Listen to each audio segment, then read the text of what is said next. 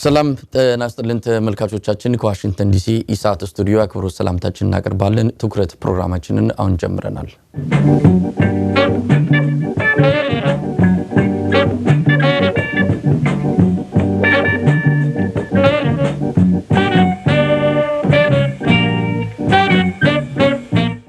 የኢትዮጵያ መንግስት አዳዲሶቹን የብር ኖቶች ወደ ስራ እንዲገቡ ካደረገ ከአንድ ሳምንቱን ተሻግሯል። ይህንን በተመለከተ ያዘጋጀነው ልዩ የትኩረት ፕሮግራማችን ነው ይዘን የቀረብነው። አፈጻጸሙ እንዴት ነው በሚል ከአንድ የኢኮኖሚ ባለሙያ ጋር እንወያያለን። እንድትከታተሉ እንጋብዛለን። ዶክተር ሽመልስ አርአያ ይባላሉ። በጀርመን ነዋሪ የሆኑ የኢኮኖሚ ባለሙያ ናቸው። ዶክተር ሽመልስ በጣም አመሰግናለሁ። እኔም እጅግ በጣም አድርጌ አመሰግናለሁ። የብር ለውጡ አፈጻጸምን በተመለከተ ሌሎች ጉዳዮችንም እናነሳለን። እንግዲህ የብር ለውጡ ባለፈው ሳምንት ሰኞ በይፋ ከተገለጸ በኋላ አንድ ሳምንቱን ተሻግሯል። ከአዲስ አበባ በተጨማሪ ወደ ተለያዩ ክልል ከተሞችም የብር ለውጡ እንቅስቃሴ የተከናወነ እንዳለ ሰምተናል። የኢትዮጵያ ብሔራዊ ባንክ ገዢ ዶክተር ይናገር ደሴን አነጋግረን እስካሁን አፈጻጸሙ ምንም ችግር አልተከሰተበትም ሲሉ ነው የገለጹት። ወደ ዝርዝር ጉዳዮች እንመጣለን። በቅድሚያ የብር ለውጡን አፈጻጸም እንዴት ማለት የብር ለውጡን አመጣጥ እንዴት ተመለከቱት? የመንግስት ውሳኔ ተገቢ ነው? ብር መለወጥ ነበረበት? ጊዜውን እና ውሳኔውን እንዴት አዩት? መልካም። እኔ የማየው የዚህ የብር ለውጡ እጅግ መሰረታዊ የሆነ ለውጥ የሚያመጣ ፈረንጆች በሚሉት አገላለጽ ጌም ቼንጀር የሆነ እርምጃ እንደሆነ ነው። ይህን የምልበት ምክንያት አለ። ብዙ የሆኑ ኢኮኖሚያዊ ጉዳዮች የተስተካከሉ ባልሆኑበት ሁኔታ መደበኛ በሆነው የመንግስት የማክሮ ኢኮኖሚክ ፖሊሲ መንግስት የሚተገብራቸው ማለት ነው በሱ ሊመለሱ የማይችሉ ጉዳዮች ያሉ በመሆኑ እንዲህ አይነት ስር ነቀል የሆነ እርምጃ ተግባራዊ የተደረገ እንደሆነ እንጂ በእነኛ መደበኛ የሆነ የማክሮ ኢኮኖሚክ ሞኔታሪ ኤንድ ፊስካል ፖሊሲ ኢንስትሩመንትስ በሚባሉት መፍታት የማይቻል ጉዳይ እንዳለ መረዳት ይቻላል። ይህንን የበለጠ መሬት ለማስያዝ እንደምታውቀው አቶ መሳይ ከአንድ ዓመት በፊት መንግስት በ3 ዓመታት ጊዜ ውስጥ ተግባራዊ ይደረጋል ብሎ ለህዝብ ይፋ ያደረገው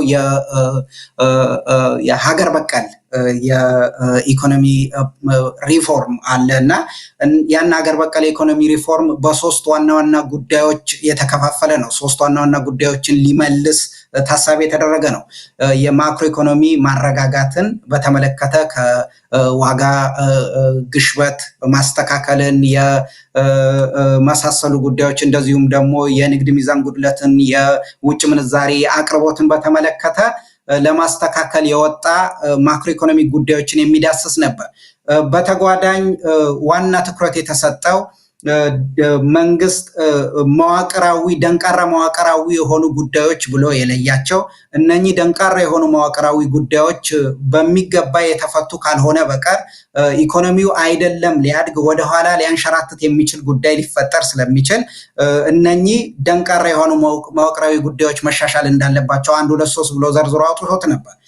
ከነኚህ ውስጥ ያየን እንደሆነ ከፍተኛ የሆነ የስራ አጥነት ችግር በኢኮኖሚው ላይ ያለ እንደሆነ ይሄ ሲዝናል ሊሆን ይችላል፣ ስትራክቸራል የሆነ አንኤምፕሎይመንት ሊኖር ይችላል እና ስትራክቸራል የሆነ መዋቅራዊ አንኤምፕሎይመንት ፕሮብሌም እንዳለ የንግድ ሚዛን ጉድለቱ ከፍተኛ እንደሆነ የሚያመለክቱ ጉዳዮች እንዳሉ፣ የዕዳ ጫና እንዳለ፣ የበጀት ጉድለት እንዳለ፣ ፍትሃዊ የሆነ የሀብት ክፍፍል የሌለ እንደሆነ እነኚህ መዋቅራዊ የሆኑ ኢኮኖሚውን እንዳይንቀሳቀስ አንቀው የያዙ ጉዳዮች ሊፈቱ በሚችሉበት ጉዳይ ትኩረት አድርጎ ያስቀመጠው ነበር። እነኚህ ጉዳዮች በመደበኛ የማክሮ ኢኮኖሚክ ፖሊሲስ ልትመልሳቸው አትችልም። ለምሳሌ ከፍተኛ የሆነ የስራ አጥነትን የሚመለሰው በኢንቨስትመንት ነው። ኢንቨስትመንትን በተመለከተ ገንዘብ ይፈልጋል። ይህን ገንዘብ በባንኮች በኩል አልፎ ለቁጥጥር ተደርጎ መንግስት ባስቀመጠው አቅጣጫ መሰረት ኢንቨስትመንቱ የሚመራበት አግባብ ሊኖር ይገባል።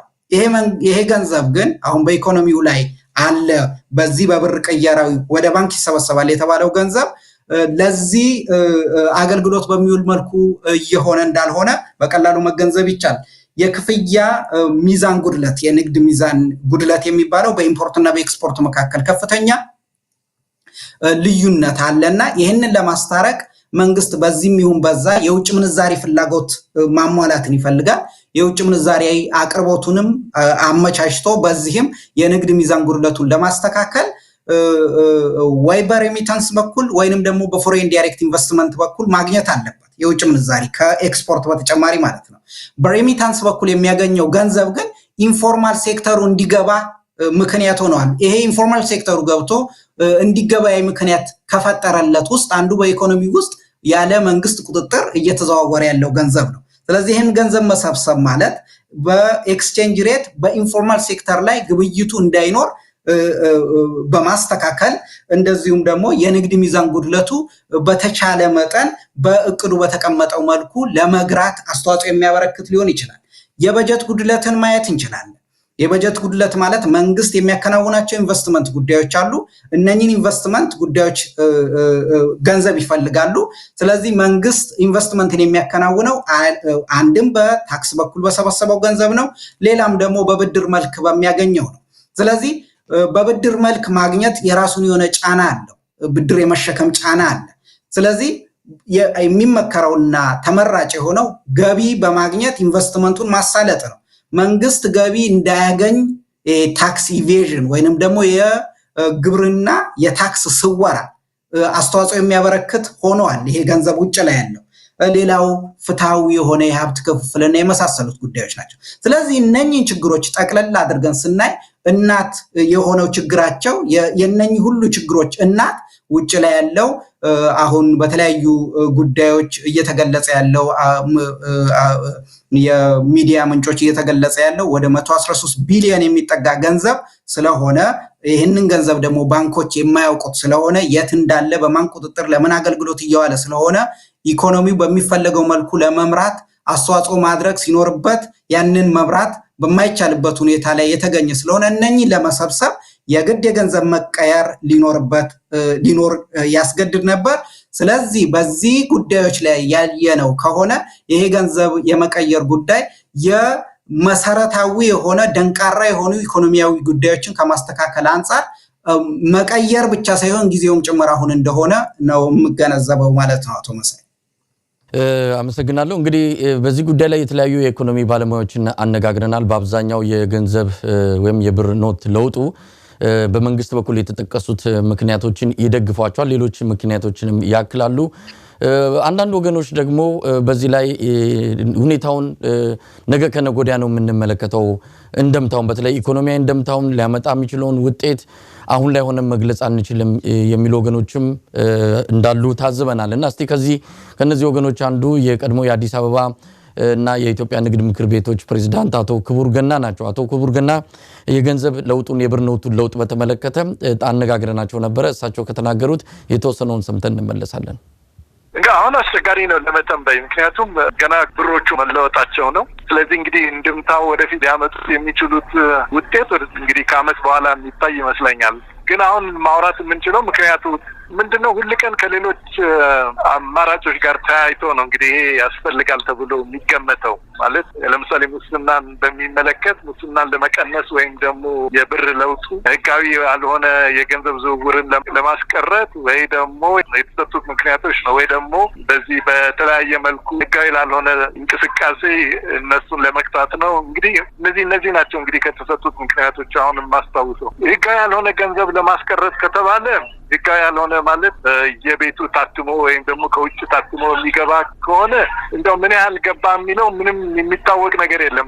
ባጭሩ ምን ለማለት ነው? እነዚህን ምክንያቶች የሚያሳምን ሀሳቦች ወይም ደግሞ መግለጫዎች ተሰጥተዋል ለማለት አይቻልም። ለምሳሌ መንግስት ከባንክ ውጪ በቢሊዮን የሚቆጠሩ ገንዘቦች አሉ። ይሄ ደግሞ መንግስት ገንዘቦቹን ካልሰበሰበ ለተለያዩ ህገወጥ እንቅስቃሴዎች ይውላል ነው እና በእጄ ገንዘብ የለም ውጪ ነው ያለው የሚል ነገር ነው እንግዲህ አንድም እንደ ምክንያት የሚሰጠው።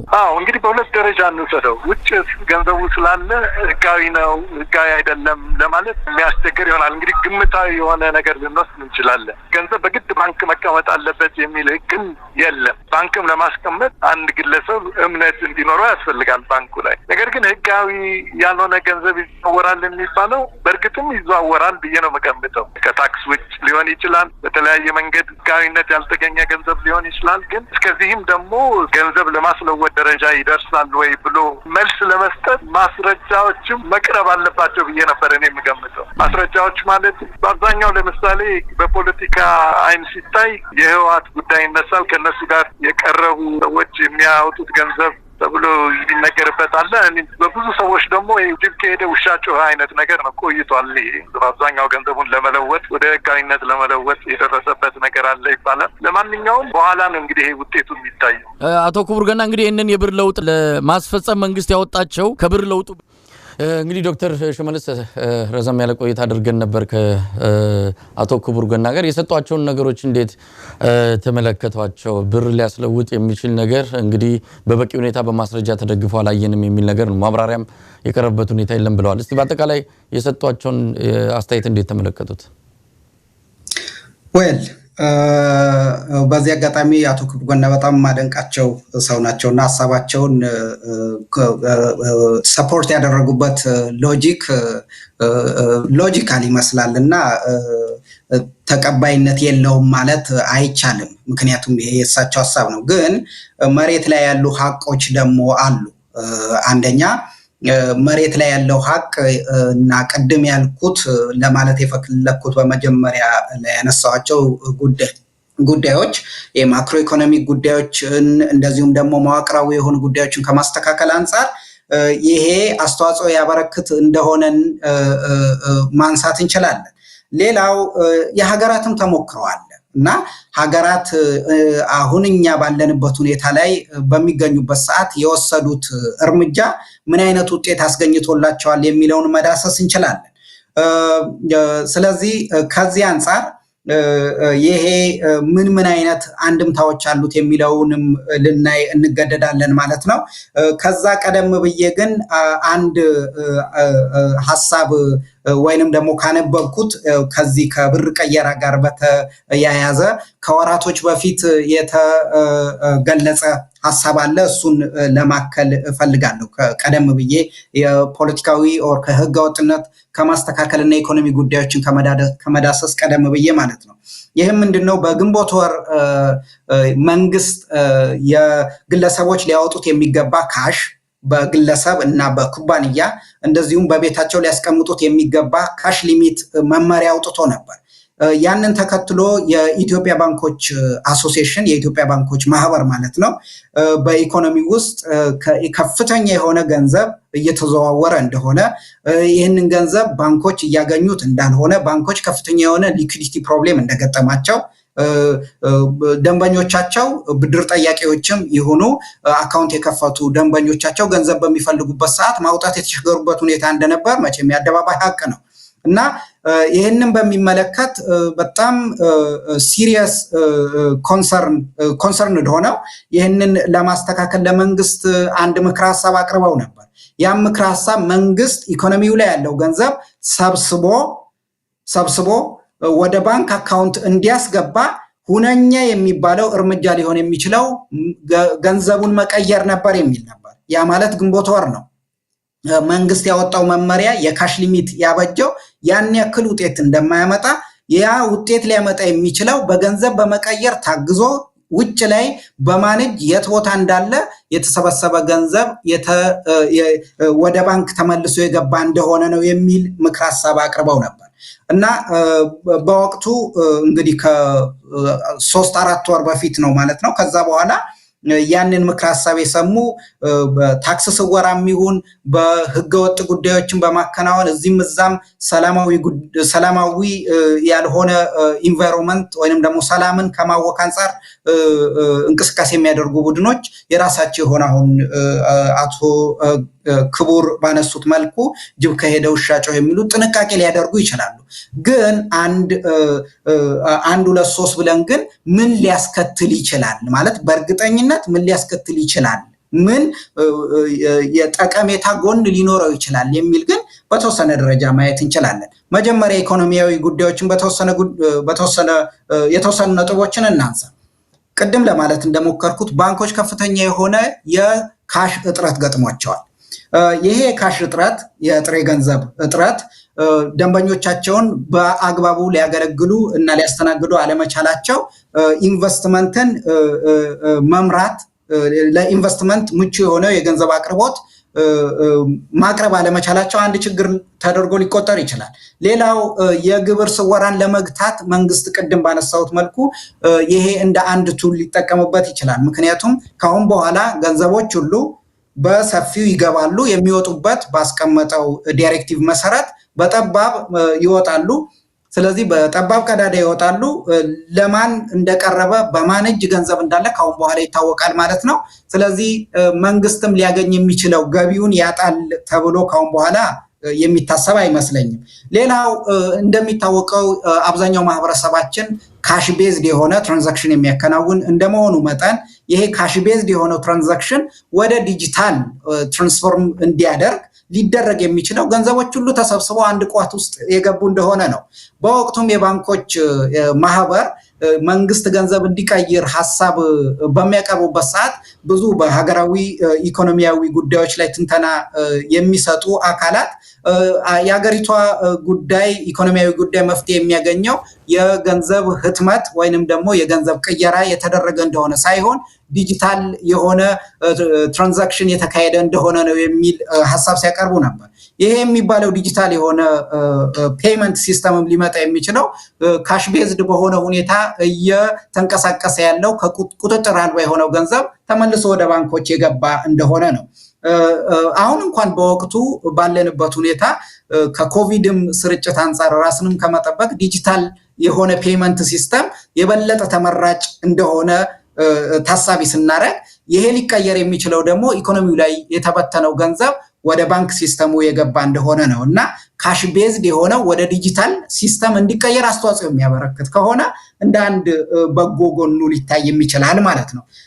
ይሄን ካልኩኝ ዘንዳ በቀጣይነት የማነሳው ፖለቲካዊና የህግ ጉዳዮችን ከማስተካከል አንጻር አንድምታው ምን ሊመስል የሚችል ልናይ እንችላለን። አንደኛው በኢኮኖሚ ውስጥ ወደ 113 ቢሊዮን ብር እየተንቀሳቀሰ ነው ሲባል ይሄ በባንኪንግ ሲስተሙ በብድር ወይንም ደግሞ መንግስት ለሚያከናውነው ኢንቨስትመንት ደግሞ በህትመት ያወጣቸው ገንዘብ የተቆጠሩት ምን ያክል እንደወጣ ስለሚታወቅ ነው። ከዚህ በተጓዳኝ ተመሳስለው የተሰሩ ቁጥራቸው ምን ያክል እንደሆነ የማይታወቁ ከፍተኛ ቁጥር ያላቸው የገንዘብ ኖቶች አሉ፣ ሐሰተኛ የገንዘብ ኖቶች። ስለዚህ እነኚህ ሐሰተኛ የገንዘብ ኖቶች ወደ ባንክ ሲስተሙ ተመልሰው አይገቡም፣ ምክንያቱም ሐሰተኞች ናቸው፣ ይለያሉ። ስለዚህ ካሁን በኋላ አገልግሎት አልባ ሊሆኑ የሚችሉት በእንደዚህ አይነት እርምጃ ነው ማለት ነው። ይሄ ካልሆነ ግለሰቦች እና በኩባንያ ሊወጣ የሚችለው ገንዘብ ስለተመንን ብቻ እነኚህ ሐሰተኛ የብር ኖቶች በኢኮኖሚ ውስጥ ተንቀሳቅሰው የሚያገበያዩትን አገልግሎት ልናሳጣቸው አንችልም። ስለዚህ ህገወጥ የሆነ ኖት ህጋዊ የሚመስሉ ጉዳዮችን ሲያከናውኑ መፍቀድ አንድ ህገወጥነትን ከማስተካከል አንጻር ትልቅ አስተዋጽኦ አለው ብለን ልንወስድ እንችላለን። የውጭ ምንዛሪ ግብይትን በተመለከተ ቅድም ለማንሳት ሞክሬያለሁ። በኢመደበኛ ገበያ የበለጠ መቼም የውጭ ምንዛሪ እንዲገዙና እንዲሸጡ ፈቃድ የተሰጣቸው ባንኮች ናቸው። አሁን ግን ግለሰቦች ናቸው። በአደጉ ሀገራት የሚገኙ በየዋህነት ሊሆን ይችላል፣ ወይንም ደግሞ ሌላ ተልእኮም ሊኖር ይችላል። ያ በቀጣይነት የሚታይ ነው። ዜጎች ምንም እንኳን በመንግስት በኩል ማስተካከል ያለበት የመደበኛው የውጭ ምንዛሪ ግብይት ራሱን የቻለ ደንቃራ ችግር ያለበት ቢሆንም በኢመደበኛ ሁኔታ በከፍተኛ ሁኔታ የሚነገድበት ሁኔታ በማመቻቸቱ የተነሳ this is money laundering የሚሉት ነው የተነሳ የውጭ ምንዛሪ መንግስት ወይም ሀገሪቷ እንዳታገኝ አስተዋጽኦ አድርጓል። ለዚህ አበርክቶ እየተጫወተ ያለው ኢኮኖሚ ውስጥ እየተዛዛረ ያለው ገንዘብ ነው። ያ ገንዘብ እንዲሁ በማይታወቅ ሁኔታ የማይንቀሳቀስ ቢሆን ኖሮ ይህንንም እንዲህ ባለበት ደረጃ ላይ አስቸጋሪ ላይ ሆን ይችል ነበር ማለት እንችላለን። ሌላው ድንበር ዘለል የንግድ ልውውጦች ያሉ መሆኑና ከፍተኛ ቁጥር ያለው ገንዘብ ከሀገር በጎረቤት ሀገራት ወይንም ከሀገር ውጭ ያለ በመሆኑ ነው። ከዚህ ጋር በተያያዘ ከዚህ በፊት ባንተ እንግዳ ስከታተል እንደነበረው የኛ ገንዘብ በጎረቤት ሀገራት ላይ ቢኖር ችግር የለውም የሚል ሐሳብ ተነስቷል። ይሄ ሊሆን የሚችለው የኛ ሀገር ገንዘብ እኛ በከፍተኛ ሁኔታ አምርተን ሰርፕለስ የሆነ ፕሮዳክት ኖሮን ያንን የምንሸጥበት ገበያ አጥተን ያንን የምንሸጥበት ገበያ ልክ እንደ አሜሪካ ዶላር ሁሉም ሀገራት በዓለም ላይ ያሉት እንደሚገበያዩበት ማለት ነው። ያንን ሰርፕለስ የሆነው ያመረትነውን ምርት የምንሸጥበት ገበያ አጥተን ለመግዛት ለኛ የሚያበረክቱት አስተዋጽኦ የሚሆን ቢሆን ነበር።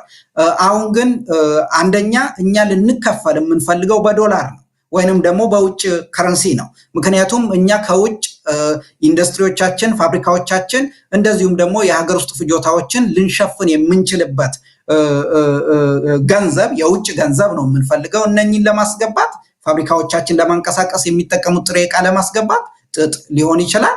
ስለዚህ እኛ በዶላር ወይ በዩሮ ልንከፈል ነው የምንፈልገው። የኛ ገንዘብ ሆነው የሚገዙን ከሆነ ከኛ የሚገዙ ከሆነ ሲጀመር ያ ገንዘብ በኢትዮጵያ ድንበር ውስጥ ብቻ አገልግሎት እንዲሰጥ ታስቦ የተዘጋጀ መሆኑን ከግምት ውስጥ ያላስገባና ህገወጥ ጉዳይ ነው። ይህንንም ማስተካከል ነው። ሌላው የመሳሪያ ንግድ እንደነበር እኮ የአደባባይ ሀቅ ነው። ስለዚህ የመሳሪያ ንግድ መቼም ያ ማለት ምርትና ምርታማነትን አሳድጎ ለዜጎች የስራ ዕድልን የሚፈጥር አይደለም። እርስ በርሳችን የምንጫረስበት ነው። ይሄ ከባንክ በወጣ ገንዘብ ወይንም ባንኮች በሚያውቁት መልኩ ለዚህ ኢንቨስትመንት ተብሎ የወጣ እንደ ምግብ፣ ስንዴ ሸመታና ጥጥ አቅርቦት የተካሄደ አይደለም። ለዚህ ፊድ እያደረገ ለዚህ ሻዶ ኢኮኖሚ ፊድ እያደረገ ያለው ይሄ በየት በኩል በማንጅ ያለ እንደሆነ ያልታወቀ ገንዘብ ነው እና እነኚህን ጉዳዮች ያነሳን እንደሆነ ይሄ እርምጃ ቅድም ለማለት እንደሞከርኩት መንግስት የሚያወጣቸው በፊስካል እና ሞኔታሪ ፖሊሲ ኢንስትሩመንቶች አሉ።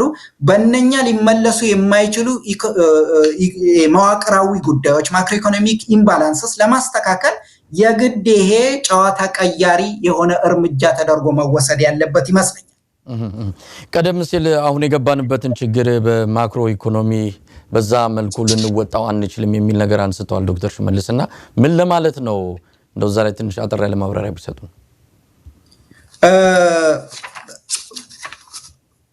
ብዙ ጊዜ ኢኮኖሚው በከፍተኛ ሁኔታ በመሟሟቁ የተነሳ የዋጋ ግሽበት ከፍተኛ ሊሆን ይችላል። ስለዚህ ይሄ ከፍተኛ የሆነ የዋጋ ግሽበት በመቀነስ ዜጎች ብዙ ዋጋ እንዳይከፍሉ መንግስት የሚወስዳቸው የማክሮ ኢኮኖሚክ ፖሊሲስ አሉ እና በሞኔታሪ ፖሊሲስ ውስጥ የተለያዩ ዝርዝር ማስፈጸሚያ ተግባራት ያሏቸው ኢኮኖሚስቶች ሪኳየርድ ሪዘርቭ ሬሾ፣ ዲስካውንት ሬት ይሉታል እና ኦሞ ኦፕን ማርኬት ኦፕሬሽን ኦፕን ማርኬት ኦፕሬሽን የሚሉት አለ። ይሄ ከቦንድ ሽያጭ እና ከትሬጀሪ ቢል ሽያጭ ጋር በተያያዘ ግዢ ጋር በተያያዘ ስለዚህ ሌላው ደግሞ ከታክስ መሰብሰብና ከመንግስት ኢንቨስትመንት ጋር የተያዙ ደግሞ ፊስካል ፖሊሲ የምንላቸው ናቸው። ስለዚህ አሁን ቀደም ተብሎ እንደ ምሳሌ ያነሳን እንደሆነ ከአሁን በኋላ ብዙ ይህን ያክል ገንዘብ ከዚህ መጠን በላይ ያለው ገንዘብ ወደ ኢኮኖሚው መሄድ የለበትም የሚለው መመሪያ ይህ ሞኔታሪ ፖሊሲ ውስጥ ተግባራዊ ከሚደረጉ እርምጃዎች አንዱ ነው። ስለዚህ ካለንበት ደንቃራ የሆነ መዋቅራዊ ችግር ለምሳሌ የዋጋ ንረትንም ከማስተካከል ብዬ አንድ ካነሳሁት ነው። ይሄ የፖሊሲ እርምጃ ውጤት ሊያመጣ አይችልም። ምክንያቱም አሁን ኢኮኖሚው ላይ ያለው ከፍተኛ መጠን ያለው ገንዘብ የዋጋ ንረት ባለበት እንዲቆም አይደለም፣ በከፍተኛ ፍጥነት ወደ ላይ እንዲምዘገዘግ ብቻውን ትልቅ አስተዋጽኦ ያበረክታል። ስለዚህ ዋቴቨር ፖሊሲ ተግባራዊ ቢደረግ ይሄ ፖሊሲ የሚባለው ይሄም እኮ የገንዘብ ፖሊሲ ነው፣ መደበኛ ያልሆነ የገንዘብ ፖሊሲ ነው እንጂ። ስለዚህ መደበኛ በሆነ የገንዘብ ፖሊሲ ልናርቀው ወይንም ደግሞ ልናስተካክለው የማንችላቸው ደንቃራ መዋቅራዊ ችግሮች አሉብን። ለምሳሌ ኢንቨስትመንትን ለማሳለጥ መኒ ሰፕላይ መጨመር ሊኖርብን ይችላል። that means we are putting fuel on the fire። ስለዚህ እሳት ላይ ነዳጅ መጨመር ካልሆነ በቀር ኢንቨስትመንትን ለማካሄድ ኢንቨስትመንቱን ስናካሄድ መንግስትም በዚያው ሊያገኘው የሚችለው ገቢ እንዲያገኝ ይሄ የሚያገኘው ገቢ በጨመረ ቁጥር የታክስ ገቢው በጨመረ ቁጥር መንግስት ለሚያከናውናቸው ኢንቨስትመንት ከፍተኛ ገንዘብ ያስፈልገዋል። ያንን በታክስ ገቢው መሸፈን ካልቻለ ገንዘብ ያትማል። ምክንያቱም የበጀት ጉድለት ደግሞ በገንዘብ በማተም ሊተካው ይችላል። ምክንያቱም በመበደር ጫናው ከፍተኛ ስለሆነ የብድር የመሸከም ጫና ሀገሪቷ ውስን ነው። ከውጭ ደግሞ ሀገር ውስጥ በቦንድም በምንም ከባንኮች በመሰብሰብ ሊበደር ይችል እንደሆነ መንግስት ግን የሚፈልገው የውጭ ምንዛሪ ነው። ስለዚህ እነኚህን ነገሮች ያየን እንደሆነ በመደበኛ ማክሮ ኢኮኖሚክ ፖሊሲስ የማይመለሱ መዋቅራዊ ችግሮች አሉ። ምክንያቱም ትልቁን አስተዋጽኦ ይጫወታል ከውጭ ያለው እየተዟዟረ ያለው ከባንክ ውጭ ያለው ገንዘብ።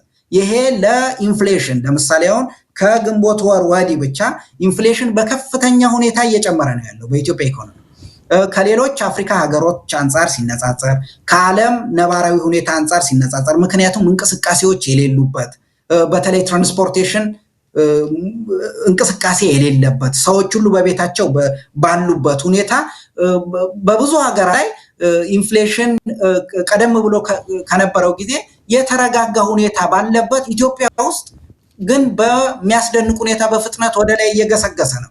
ይሄ የሆነበት ምክንያት ከፍተኛ የሆነ ኢኮኖሚያዊ እንቅስቃሴ ኖሮ ያመጣው ሆኖ ሳይሆን ከፍተኛ የሆነ ገንዘብ በግለሰቦች እና በተለያዩ ቡድኖች እጅ ስላለ ይሄ ገንዘብ ምርት በሚያመጣ መልኩ ምርትና ምርታማነትን በሚያሳድግ መልኩ ሳይሆን ያሉ እቃዎችን ብቻ በሚያሳድድ መልኩ የተበተነ በመሆኑ ይህንን ከማስተካከል አንጻር አስተዋጽኦ የጎላ ነው ለማለት ነው። አቶ መሰል አመሰግናለሁ። እንግዲህ የብር ኖቱ ለውጥ አፈጻጸምን በተመለከተም መንግስት ቀደም ሲል እርሶ የጠቀሱት አለ በግንቦት ወር ላይ የወጡ መመሪያዎች አሉ። አንድ ሰው በእጁ ምን ያህል በቀን ማስገባት ይችላል ወይም ደግሞ ማውጣት ይችላል በተለይ ከባንኮች የሚል ነው። እስከ 200 ሺህ ብር ነው።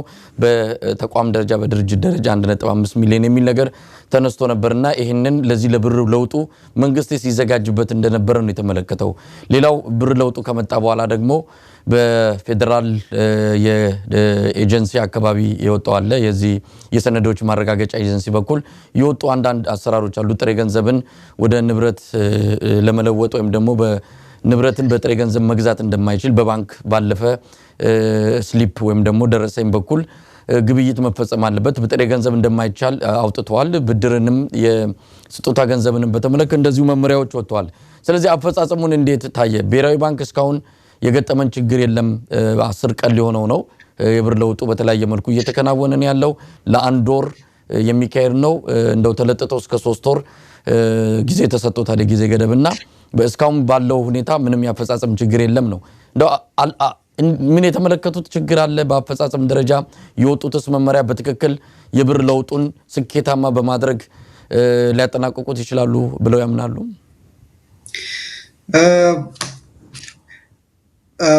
መልካም ቅድም ካነሳው ላይ ልጀምር። በተለይ መጀመሪያ ላይ የወሰዱት ይሄ መመሪያ አለ።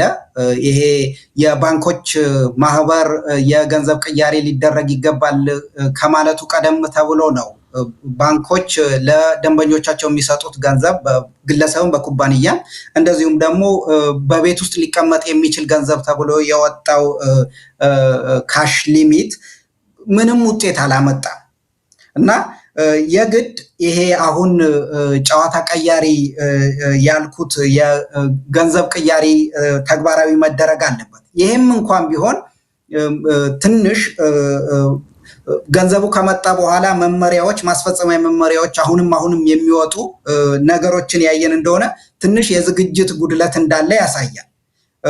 የግድ ግን ገንዘቡ ሁሉ ተሰብስቦ በተጠቀሰው ጊዜ ወደ ባንኮች ካዝና መግባቱ አይቀርም፣ ይገባል። በዚህ መሃል ግን መንግስትም የሚከፍለው ዋጋ አለ። ብሩን ከማተም ጀምሮ ባንኮችም የሚከፍሉት ዋጋ አለ። ምክንያቱም ኮሌክት በማድረግ በማጓጓዝ ሰራተኛ ለዚህ በመመደብ ኤቲኤሞች ሪካልብሬት በማድረግ ብዙም እንትን የሚል አለ። ዜጎችም ደግሞ ይሄ በገንዘብ የማይተመን ትራንዛክሽን አለ። ትራንዛክሽን ኮስት የሚባለው ኢኮኖሚስቶች ትራንዛክሽን ኮስት የሚሉት ባንክ ቤት ሄዶ የግድ ለመቀየር መገደድ አለ። ይሄ ገንዘብ ቅያሬ ባይኖር ኖሮ ወደ ባንክ ቤት የሚያስገድድ ጉዳይ አልነበረም እና ይሄ ሀገር አቀፍ ጉዳይ ነው። ስለዚህ ሁሉም የሚከፍለው ኮስት የሚያወጣው ኮስት አለ። የሞኒተሪ ኮስት፣ የታይም ኮስት፣ ሌሎች ኮስቶች ይኖራሉ። ስለዚህ ይሄ በግልጽ ከመጀመሪያው ጀምሮ ዳይሬክቲቭስ ወይንም ደግሞ መመሪያዎቹ በግልጽ ያልወጡ በመሆናቸው በተወሰነ ደረጃ መንገጫገጮች ይኖራሉ እና ወጥ ያልሆነ በመሆኑ እንዲያው ጥርጣሬ ሊኖር ይችላል። በዚህ በአንድና 3 ወር ውስጥ ተግባራዊ ሊደረግ ይችላል ወይ ተብሎም ጥያቄ ሊነሳ ይችላል። ግን አንድ ታሳቢ ማድረግ ያለብን ነገር አለ። ንብረት በጥሬ ገንዘብ መሸጥ አይቻልም፣ እንደዚህ ማድረግ አይቻልም፣ ይህን ያክል ገንዘብ ይዞ ማንቀሳቀስ አይቻልም ሲባል የሆኑ ሰዎችን፣ ግለሰቦችን ወይንም ቡድኖችን ታርጌት ማድረግ ያዘለ ይመስላል። ያ ከሆነ ከትልቁ ስዕል ከትልቁ ብሮደር ፒክቸር ከምንለው ትንሽ ሊጋጭ ይችልና ይሄ ለኢኮኖሚያዊ አስተዋጽኦ የሚያበረክተው ስዕል ሊያደበዝዘው ይችላል። ምክንያቱም ይሄ መዋቅራዊ የሆኑ ጉዳዮችን ለማስተካከል አስተዋጽኦ የሚያበረክት ከሆነ ይሄ እንኳን መዋቅራዊ ጉዳዮችን ብንተው ካሽ ቤዝድ የሆነው ትራንዛክሽን ወደ ዲጂታል ሲስተም ለመቀየር የሚያበረክተው አስተዋጽኦ በራሱ በትንሹ ሊታይ አይገባም። ስለዚህ እነኚህን ትልቁን ፒክቸር ለማሳየት በሚችል መልኩ ተግባራዊ የተደረገ እንደሆነ ውጤቱ ብዙ ነው ልንል እንችላለን፣ ወይንም ደግሞ አንድምታው ብዙ አበርክቶ ብዙ ነው ልንል እንችላለን። ለምሳሌ እንዳንድ ተሞክሮ መውሰድ እንችላለን። ከ4 ዓመት በፊት ህንድ በተመሳሳይ ሁኔታ የብር ቅየራ ፖሊሲ ተግባራዊ አድርጋለች፣ ወይንም ደግሞ ፖሊሲ ባንለውም እርምጃ ወስዳለች።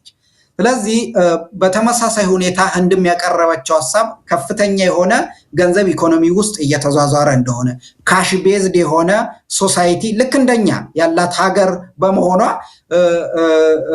ይሄ ገንዘብ ወደ ባንኮች ሲስተም ማስገባት እንዳለባቸው፣ መንግስትም ሊያገኘው የሚገባ ከታክስ ጥቅሞች ያጣ እንደሆነ ታሳቢ ያደረገ እርምጃ ነበር የወሰዱትና ሀገሪቷ 50 ቀን ነው የሰጠችው። እንግዲህ የህንድ ህዝብ ምን ያክል እንደሆነ ይታወቃል። በቢሊዮን የሚቆጠር ህዝብ ነው ያላት። 50 ቀን ነው የሰጠችው። በዚህ 50 ቀን ውስጥ 99% ወደ ባንክ እንዲገባ የተፈለገው ገንዘብ ግን ከ100% 99.something% ወደ ባንክ ገብቷል። ስለዚህ ቀደም ተብሎ ካሽ ቤዝድ ከነበረው ትራንዛክሽን ወይንም ደግሞ የገንዘብ ልውውጥ በሚታይ መልኩ ዲጂታል እንዳደረገች ተመስክሮላታል። ስለዚህ እንዲህ አይነት ልምድ መቅሰምንም ተሞክሮ መውሰድንም ተገቢ ነው። ምክንያቱም በየጊዜው ሰርገኛ መጣ በርበሬ ቀንጥሶ አይነት ከሚሆን እንትኑ ገንዘቡ ከመጣ በኋላና መለዋወጥ ከተጀመረ በኋላ ደግሞ ባናቱ መመሪያ ከማውጣት እንዲሁ አሁን በቀላሉ መረጃ መለዋወጥ የሚቻልበት ጊዜ ስለሆነ እንዲህ ማድረግ ይቻላል። ጠቅለል ሳደርገው ይሄ የተለወጠው ገንዘብ ቅድም ለማለት እንደፈለኩት ትልቁን ስዕል የረሳና ከትልቁ ስዕል የተዛነፈ መሆን የለበትም። ይሄ የኔ ያክል ገንዘብ በካሽ መግዛት አትችሉም፣ እንዲህ አይነት ገንዘብ ይዛችሁ ለብቻችሁ መሄድ አትችሉም አይነት ነገር ከመሆኑ ይልቅ ወደ ባንኪንግ ሲስተም ከውጭ ያለው ገንዘብ እንዲገባ፣ ያ ካልሆነ ግን እንደምታውቀው ከ22 ዓመታት በፊት ኢትዮጵያ የገንዘብ ለውጥ አድርጋ ነበር። ያን የገንዘብ ለውጥ መነሻው ምን እንደሆነ ይታወቃል፣ መጨረሻው ምንም እንዳስከተለ ይታወቃል። ስለዚህ የምናደርገው እርምጃ የተወሰደው እርምጃ something it has incremental value በሚያመጣ መልኩ ቢሆን እንጂ ይሄ ከቡድኖች ጋር በሚኖር ግብግብ ቂም ማወጣጫ ምናምን መሆን የለበትም። ያ ለኢትዮጵያ ሕዝብ አይጠቅመው።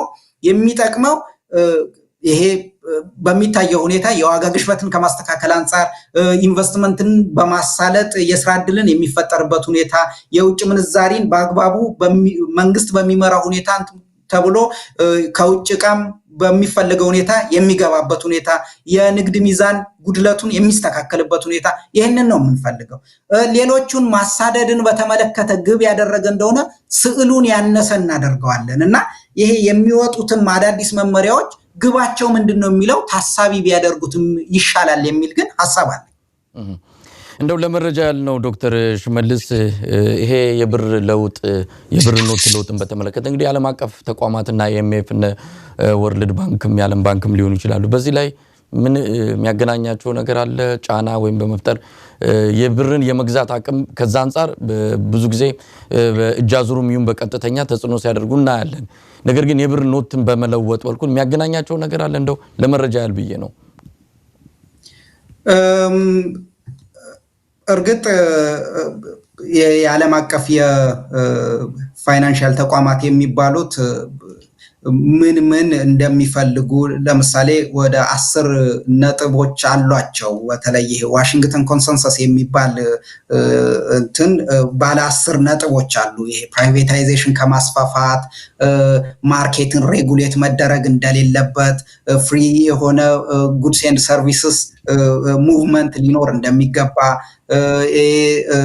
የመንግስት ሚና ማነስ እንዳለበት ኢኮኖሚው ላይ የሚያቀርቡት ነገር አለ ማንኛውንም አይነት የንግድ ልውውጥ የገንዘብም ይሁን የጉድስ ኤንድ ሰርቪስ በማርኬት መሆን እንዳለበት ማርኬቱ ደግሞ ያው ህግን የጠበቀ ማርኬት ነው ሊሆን የሚገባውና ከዚህ አንፃር ይሄንን ያግዛል ብለው የሚያምኑ ከሆነ ለነኚህ ላስቀመጧቸው ነጥቦች ያግዛሉ ብለው የሚያምኑ ከሆነ በተቃራኒ መልኩ ሊቆሙ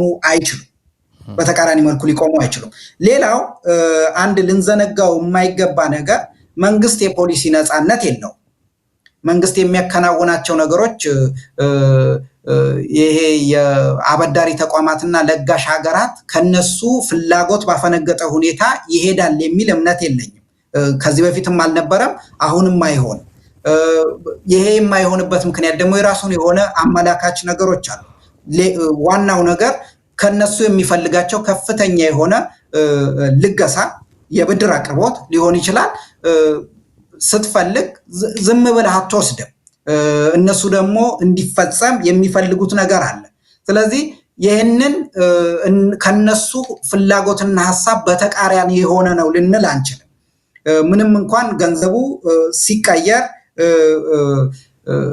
የምንገለገልበት እኛ ብንሆንም በተዘዋዋሪ ግን ከውጭ ምንዛሪ ግብይት ጋር በተያያዘ ለሚያበረክተው አስተዋጽኦ ምክንያቱም በተደጋጋሚ በገበያ እንዲወሰን ብለው ሁሉ ጊዜ ምክር ሐሳብ ያቀርባሉ የውጭ ምንዛሪን በተመለከተ ይሄም በገበያ እንዲወሰን ባለመሆኑ ምክንያት መደበኛ የሆነ የውጭ ምንዛሪ ግብይትን መንግስት ቁጥጥር ያደረገበት በመሆኑ ፍሎቲንግ ሬት ባለመሆኑ ፍሌክሲብል ማርኬት ሬት ባለመሆኑ የተነሳ ሌላ ፓራላል የሆነ የኢንፎርማል ፎሬን ኤክስቼንጅ ማርኬት እንዲፈጠር ምክንያት በመሆኑ ይሄ ኢንፎርማል ሴክተሩን ለማጥፋት መንግስት በመደበኛ በሆነው የውጭ ምንዛሪ ግብይት ላይ ያለው እጁን እንዲያነሳ ማርኬቱ በራሱ ገበያው በራሱ ሰፕላይ እና ዲማንዱን ታሳቢ በማድረግ ፕራይስ ዲተርማይን እንዲያደርግ የሚል ግፊት ያደርጋሉ ስለዚህ ለዚህ አስተዋጽኦ የሚያበረክት ከሆነ የማይደግፉበት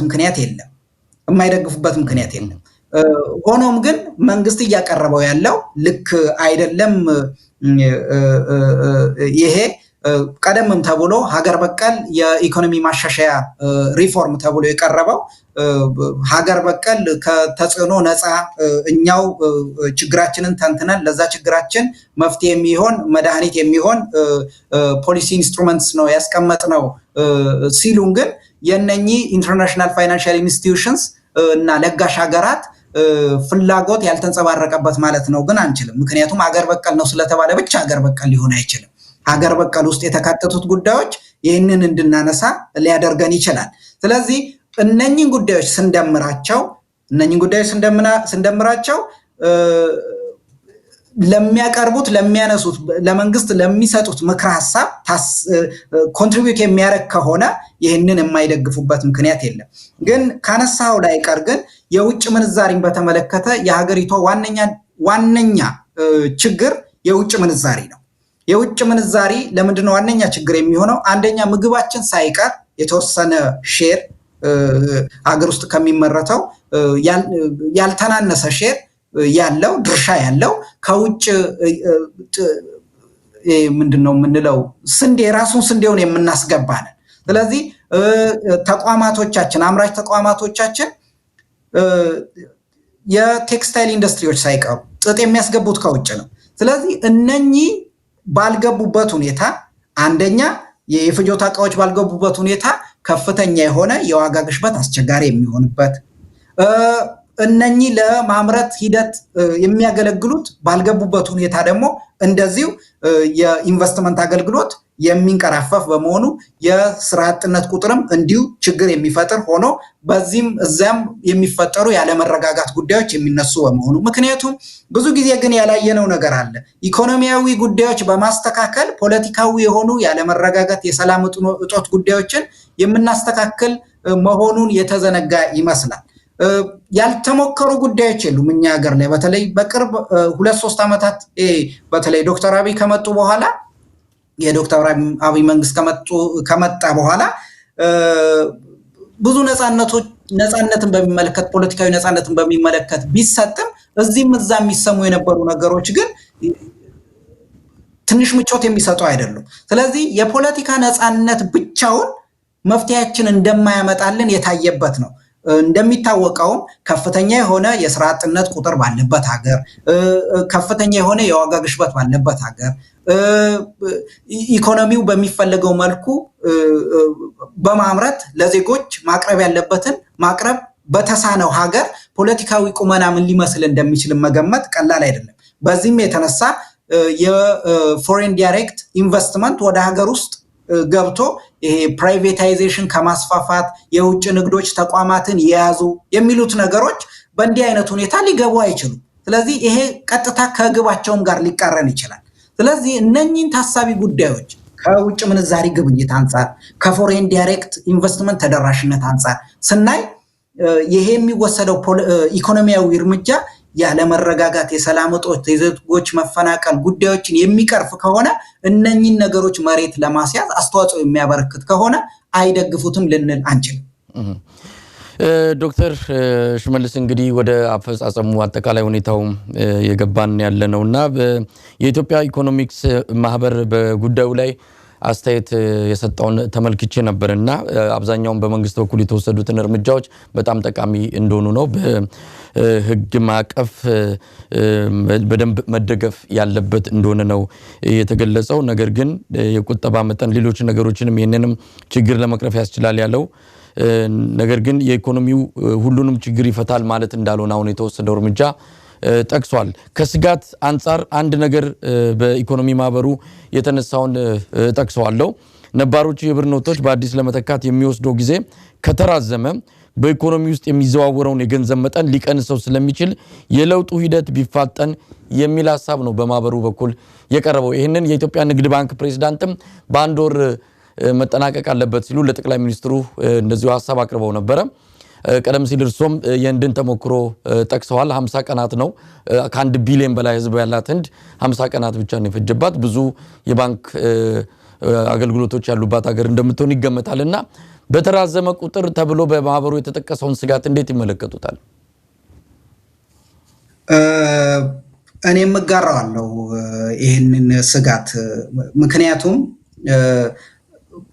ማንኛውም ኢኮኖሚያዊ እርምጃ በሚወሰድበት ሰዓት ሁሌ አሁን በጎ የሚያመጣቸው ነገሮች ብለን እናነሳለን እንጂ በአጭር ጊዜና በረጅም ጊዜ ይዟቸውም የሚመጡ መዘዞች አሉ። ያው ዲቴይል በገባ ጊዜ ፈረንጆች ይላሉ ምን ይላሉ the devil is in the detail ይላሉ። እና ዲቴይል እየገባን እናውራ ካለን ይዞት የሚመጣ በአጭር ጊዜም ይዞት የሚመጣ ሲሳይም በረጅም ጊዜ ልናነሳ እንችላለን።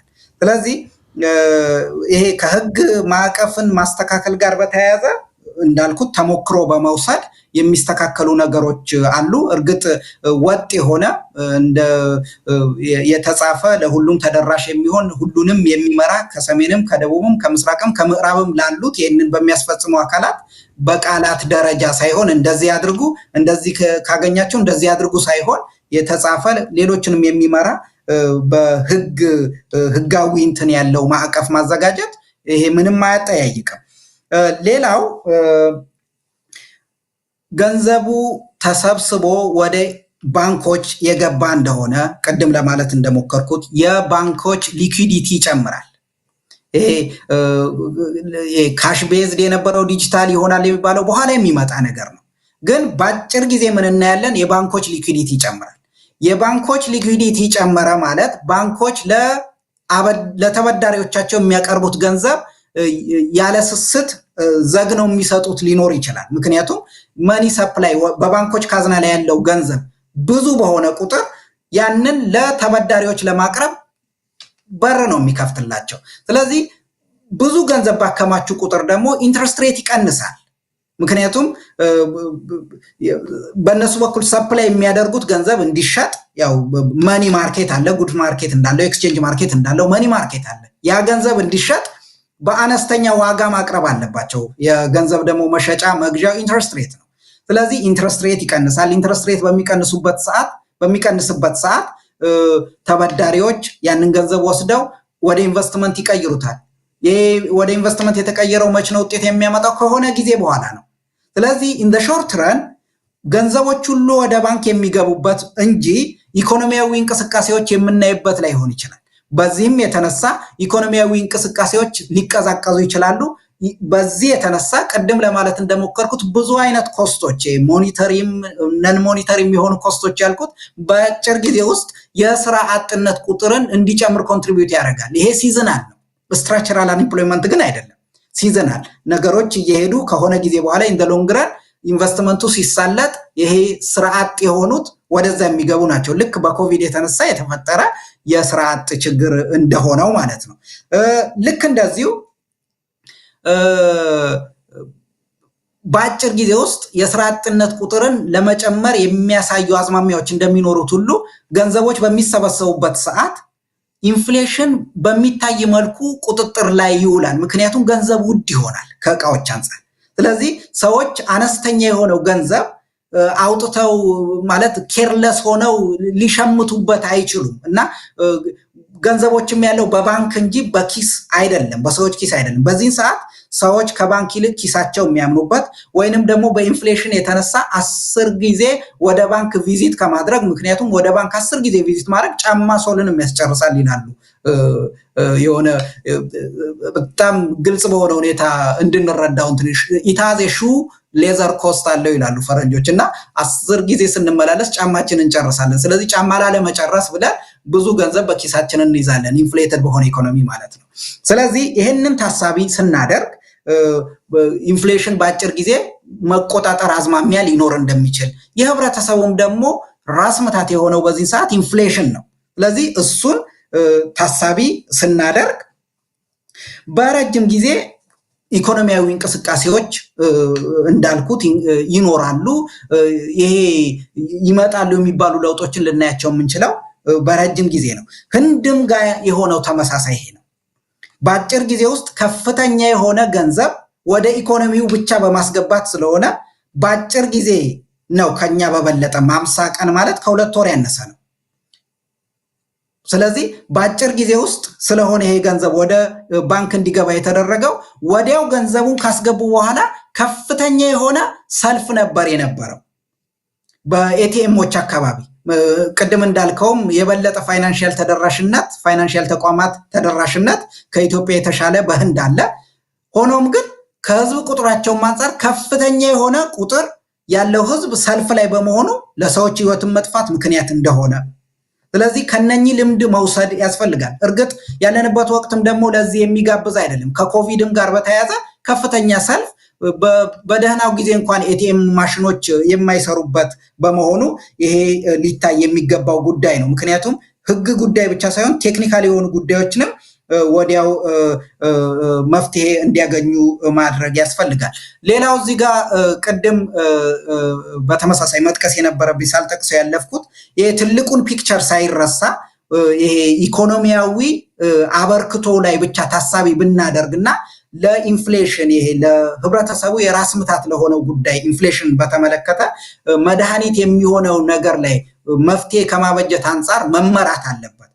ህንድ ሀገር የሆነው ነገር በእንዲህ አይነት ሁኔታ ነው። ዋናው ግባቸው ኢሊሲት የሆነ ፋይናንሻል እንትኖችንም መቆጣጠር፣ ፋይናንስ ኢሊሲት የሆነ ፋይናንስን መቆጣጠር በመሆኑ ሊሚት ተቀምጦ ነበር ምን ያክል ገንዘብ ግለሰቦች ሄደው ባንክ አካውንት ከፍተው ማስቀመጥ እንዳለባቸው እና ቢዝነስ እንትኖች አሁን ይሄ የፖለቲካ ቡድኖች ብቻ ሳይሆኑ አይኤምኤፍ እና ወርልድ ባንክ የተባሉ እኮ ግለሰቦች የነበሩበት ሀገር ነው እውነት ከሆነ። ስለዚህ ሰዎች ካዝና ወይንም ደግሞ ኮንቴነር በቤታቸው አስቀምጠው ገንዘብ አከማችተው እንትን የሚሉ የቢዝነስ ሰዎች ይኖራሉና እነኚህ ሰዎች ገንዘብ አከማችተው በመቀመጣቸው ብዙ ጣጣ ሊያመጣባቸው ይችላል። ስለዚህ ህንድ ሀገር የታየው ምንድነው? ህንድ ሀገር ሂንዱ ቴምፕልስ አሉ እና ተጠያቂነት የሌለበት ስለሆነ ከፍተኛ የሆነ ገንዘብ ለነኚህ እንትን ነው በልገሳ የሰጧቸውና እርግጥ በዚህ ሰዓት የእምነት ተቋማቶቻችን ከፍተኛ ገንዘብ ሊያገኙ ይችላሉ።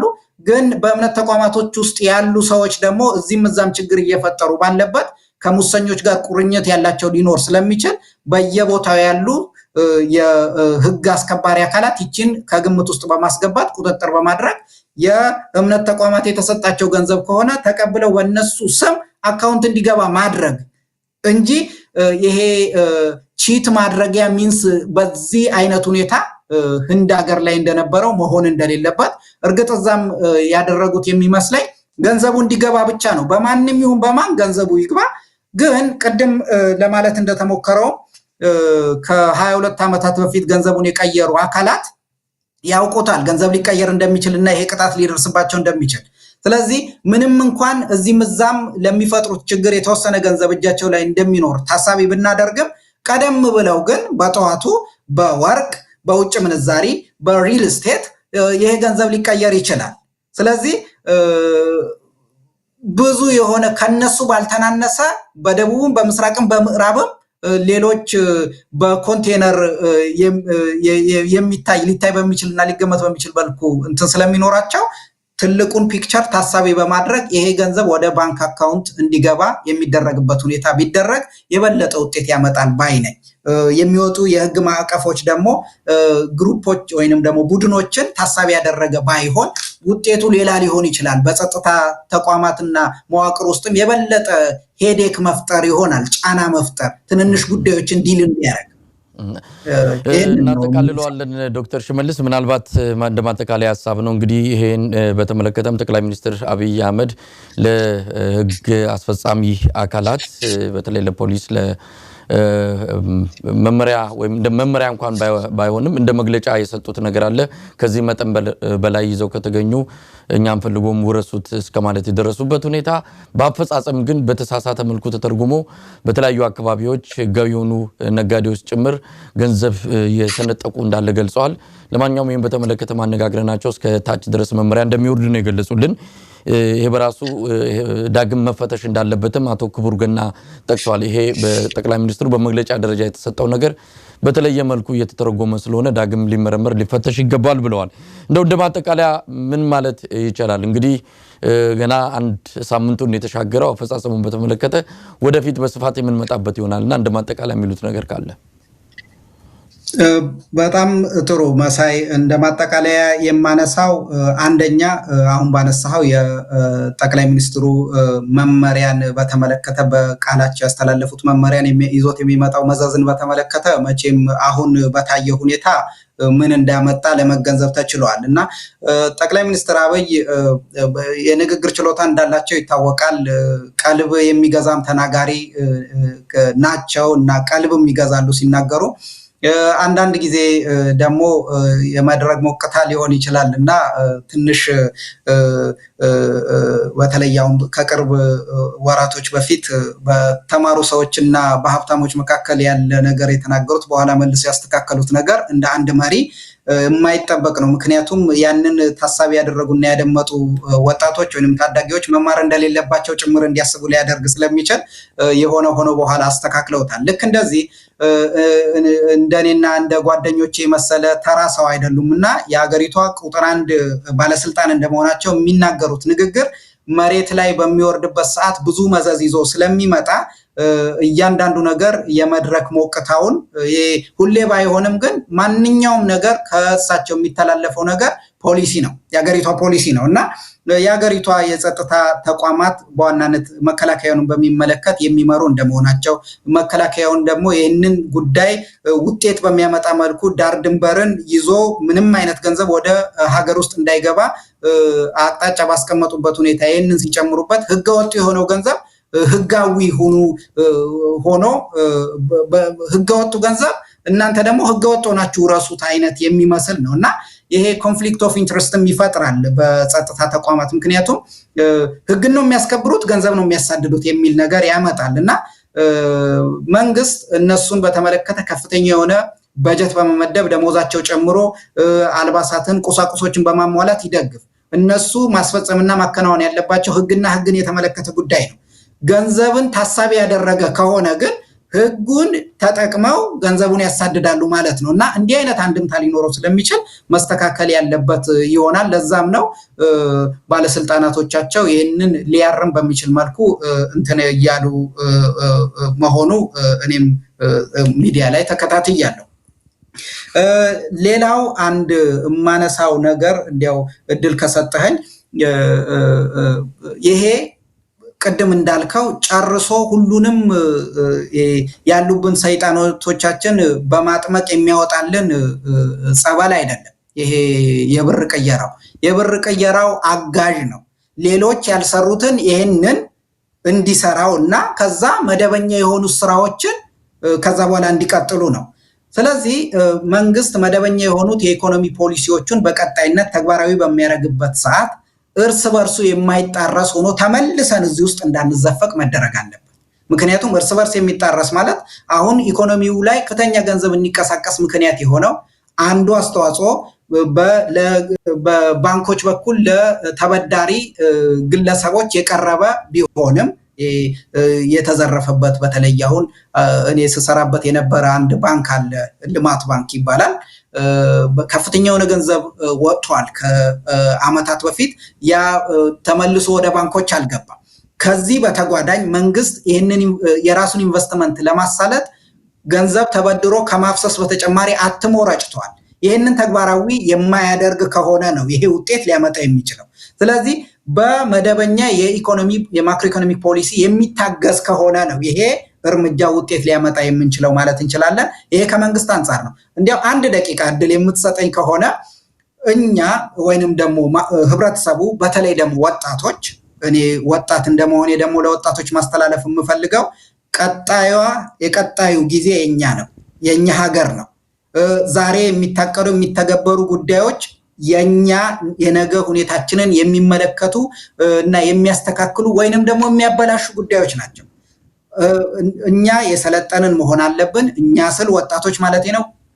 ብዙሃኑንም የምንሸፍን በመሆኑ ወጣቶች እንደመሆናችን መሰልጠን አለብን። የስልጣኔያችን መለኪያው ደግሞ ህግ ማክበር አለብን። መንግስት ያወጣው ይህንን እርምጃ ህግ ነው፣ መተግበር አለብን። ስለዚህ በብዙ አይነት ሁኔታ ከዚህ በፊት በታየው ሁኔታ መነዳት የለብንም። ያንን ሊነዱ የሚችሉ አደናጋሪና አሳሳች ወሬዎች ወይንም ደግሞ አጀንዳዎች ምን ያክል ችግር እንደፈጠሩ ይታወቃል። እንደምታውቀው መሳይ ከጥቂት ወራት በፊት ኢትዮጵያና ኬንያ ከሱዳን ጋር ጦርነት ልትገጥም ነው፣ ከነበረን የጎረቤት ወዳጅነት ሊያፋቱን ነው የሚል በማን ሊወረወር እንደሚችል እንገምታለን። ግብጽ በደቡብ ሱዳን መሬት ወስዳ የህዳሴው ግድብ ልታጠቃ ነው።